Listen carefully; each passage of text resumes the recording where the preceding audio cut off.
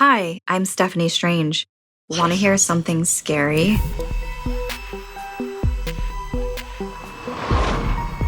Día de los Muertos. There's nothing like the pain of grieving a loved one, but in order to grieve, you must be sure they're really gone. It was Día de los Muertos, the Day of the Dead. I eagerly set up our family's altar. It's a tradition that goes back almost 3,000 years. A day to celebrate those who have died, and it's usually our ancestors. We set up the living room with photos of our deceased family members, along with candles and special treats to commemorate each of them. This year was different because my abuela had just died. I was still heartbroken and took extra care with her offerings. I placed tiny skulls made out of sugar in front of each of those who had passed. While the altar stays lit, it's customary to go outside and celebrate with our neighbors, telling stories of those who died to honor them, while also celebrating the life we still have. As the music festival began to play outside, my parents were in good spirits. My brother, Antonio, on the other hand, had just entered puberty, and if being a menace was an occupation, he was a CEO. My parents asked us to finish placing treats on the altar while they went out to meet the neighbors to dance. While I was putting the skull candies in front of each member of the family, Antonio was eating the leftovers out of the bag. Not a complete defilement, but rude, no doubt. I simply rolled my eyes, and then at one point he tried to lightly kick the table to see if he could knock anything over, forcing me to work harder. I tried not to give him attention, but he was getting on my last nerve. Before we were about to leave to join our parents, I looked at my abuela Tute's photo and I pulled out a special treat, a bottle of Pepsi, which was her favorite to splurge on, as I poured a glass for her on the altar. Boo! Antonio jumped out from behind the door with a skeleton mask on and scared me half to death. Thanks a lot, you jerk, I shouted. I had spilled soda all over the tablecloth. I went to grab a towel from the kitchen. When I returned, the skull candy in front of Abuela's photo was gone. I turned to ask Antonio if he knew anything and saw him chewing, and that was it. I ripped the bag of candies from his hand. I informed him I would tell our parents and he'd lose his phone for a week. He jumped up, swearing it wasn't him and that he didn't touch anything on the altar. We stormed into the kitchen, still arguing. I put away the candy, and then we heard a bang coming from the living room. We rushed back in to see what had happened. Checking the altar, that's when I saw all the skull candies were missing. Then the temperature dropped instantly. I turned to scream at Antonio, but saw true fear in his eyes. He didn't take the skulls, and we were not alone. As if to confirm this, a breeze ran through the room. I rushed to close up the window, but it wasn't open. Another gust blew the candles out. It was now pitch black except for a tiny ember from the candle in front of Abuela. The flame looked as if it was trying to reignite. Antonio grabbed my hand and slowly we crept towards it. The flame then grew bigger and bigger.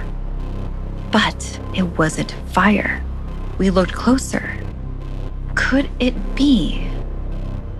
She began crying out in Spanish, flames licking her face as she spoke, but she wasn't looking at me. Her sights were set on Antonio, who was in complete shock.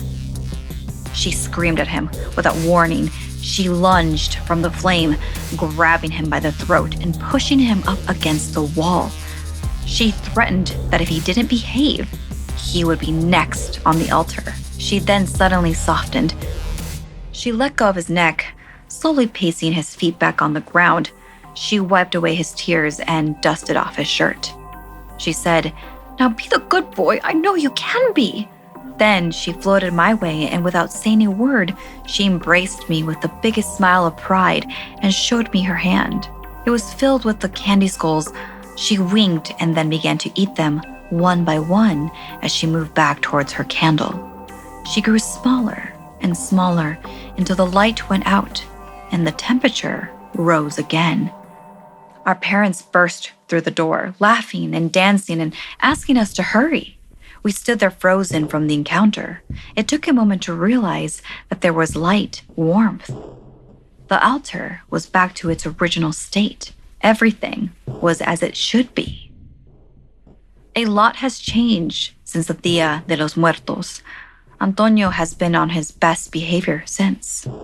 We couldn't be closer, and the photo of Abuela now has a cheeky little smile that wasn't there before. And only Antonio and I know the story behind it.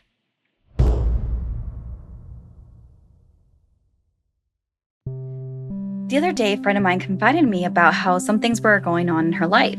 I was very worried about her, and immediately I suggested that she go to Talkspace and set up a time to speak with someone. It's been so helpful to me, and I wanted her to have the same kind of care that I have gotten.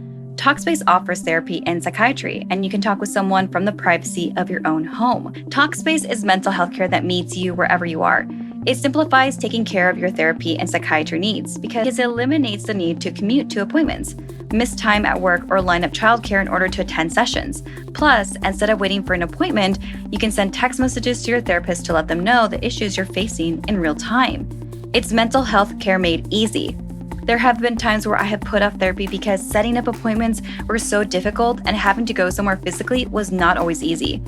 I know that with Talkspace, they make it so easy to embed it in your ever-changing schedule because life is always changing. You're always changing. Talkspace is a fraction of the cost of in-person therapy.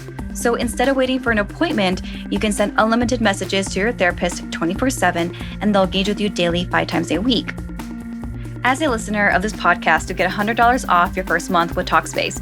To match with a licensed therapist today, go to Talkspace.com and make sure to use the code SCARY to get $100 off your first month and show your support for the show. That's SCARY and Talkspace.com. From Amazon Music, I Hear Fear is a new anthology series of suspenseful stories hosted by Carrie Mulligan. These stories are inspired by true events and real places, so the next sound you hear could be your very own scream.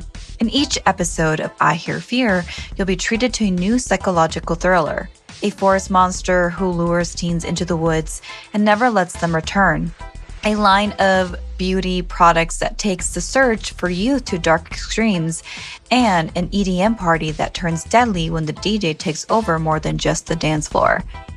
These might sound like urban legends, but I Hear Fear proves the scariest stories of all of the ones are true. I Hear Fear will introduce immersive horror and lead you straight into the heart of darkness. Prepare to be taken on a journey into the unknown. Hey Prime members, listen to Amazon Music exclusive podcast, I Hear Fear in the Amazon Music app. Download the app today. Thanks so much for listening. Like and share if this video gave you the chills. And don't forget to subscribe and turn on the bell for notifications. And did you know you can listen to Something Scary podcast right here on Snarled or on Spotify or wherever you listen to your podcasts? And if you'd like to submit a story, send me an email at somethingscary@snarled.com. Thanks so much and see you next time.